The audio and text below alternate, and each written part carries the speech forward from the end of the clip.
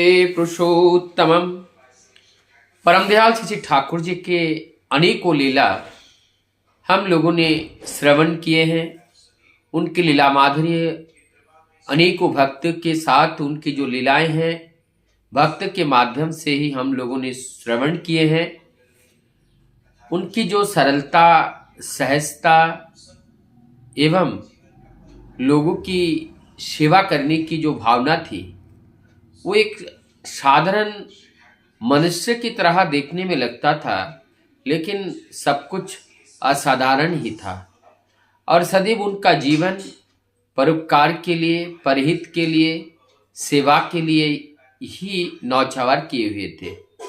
और परम दयाल श्री ठाकुर निरंतर बार बार वो परमपिता ही कहते थे, अर्थात वो स्वयं को परमपिता के संतान मानते थे और परमपिता के संतान मान करके उनके निर्देश को मूर्त करने का जो चेष्टा है निरंतर इस देह से वो करते थे।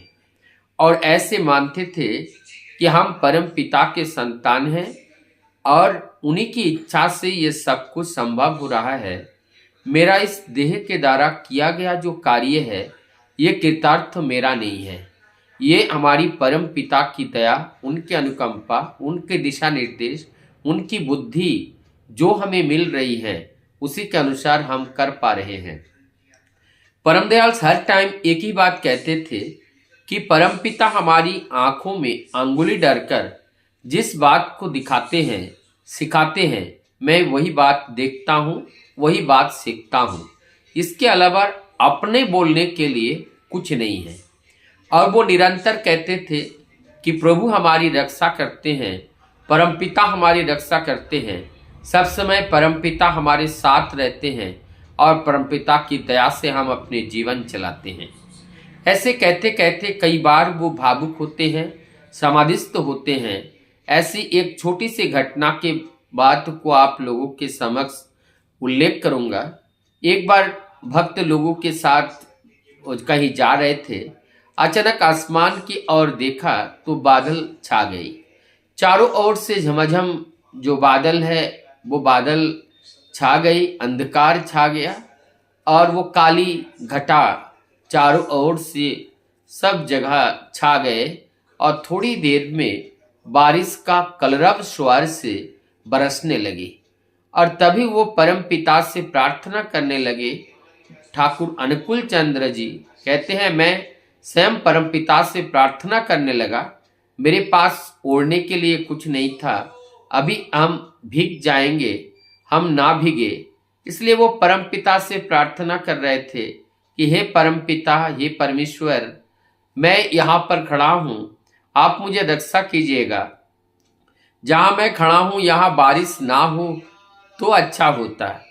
तब जा करके उन्होंने जब भगवान से प्रार्थना की, सभी लोगों ने देखा बारिश झमाझम चारों ओर होने लगी, लेकिन प्रभु को घेर करके वहाँ पर कोई बारिश नहीं हो रही थी।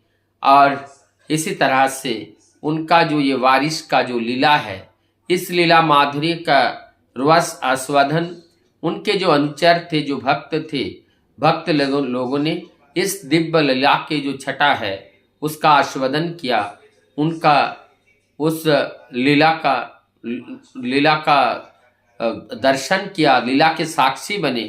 ये परमपिता की दया के माध्यम से ही होता है, ऐसा ही प्रभु निरंतर कहते थे। और निरंतर एक बात कहते थे, अकृतज्ञता को निरंतर व्यक्त करते रहते थे कि हम अपने द्वारा कुछ नहीं करते हैं, मेरा कोई समर्थ नहीं है, परम पिता के द्वारा ही ये संभव है, परम पिता ही हमसे कराते हैं तो ये होता है, हमारा अपना कोई ताकत, कोई शक्ति, कोई सामर्थ्य नहीं है।